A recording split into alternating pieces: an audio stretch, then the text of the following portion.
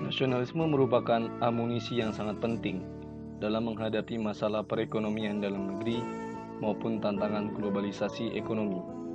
Menurut Ian Lustig, nasionalisme merupakan kekuatan pembangunan yang tidak ada tandingannya di dunia masa kini. Tanpa nasionalisme, perekonomian hanya berfokus pada pertumbuhan ekonomi dan stabilitas makroekonomi, tanpa mempedulikan siapa yang menikmati pertumbuhan ekonomi tersebut. Sehingga tidak ada perbedaan antara pembangunan di Indonesia dan pembangunan Indonesia.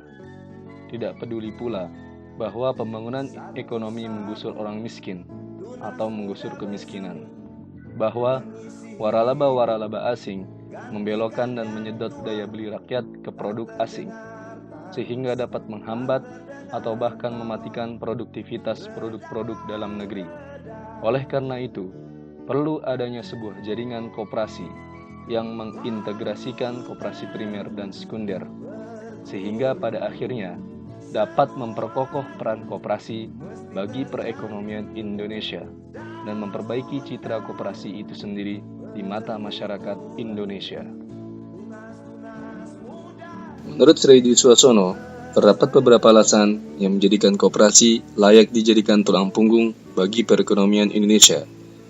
Di antara yang pertama adalah koperasi merupakan wadah menampung pesan politik bagi bangsa yang terjajah perekonomiannya. Yang kedua, koperasi adalah bentuk usaha yang tidak saja menampung, tetapi juga mempertahankan serta memperkuat identitas dan budaya bangsa Indonesia. Yang ketiga, koperasi adalah wadah yang tepat untuk membina golongan ekonomi kecil atau pribumi. Yang keempat, koperasi adalah lembaga ekonomi yang berwatak sosial. Dan yang kelima, koperasi adalah wahana yang tepat untuk merealisasikan ekonomi Pancasila. Namun, hal tersebut tidak sejalan dengan fenomena yang terjadi di lapangan.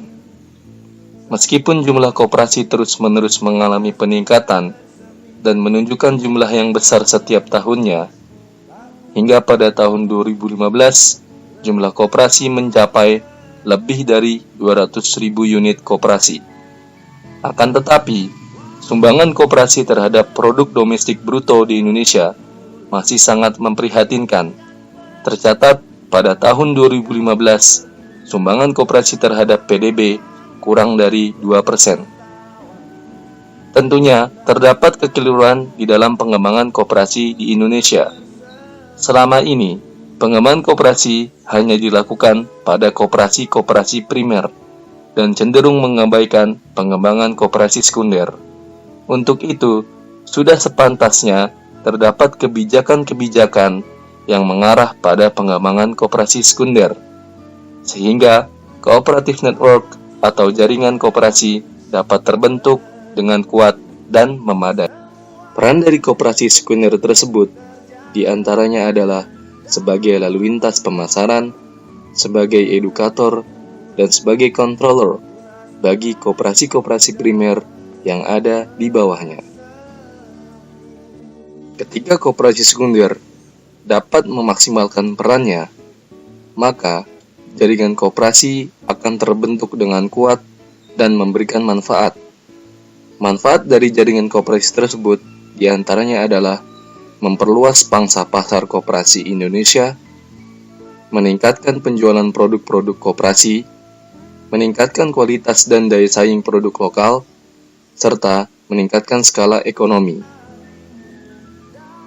Sehingga koperasi dapat menjadi suatu gerakan ekonomi rakyat yang berjiwa nasionalisme, berdaya saing tinggi, dan mandiri.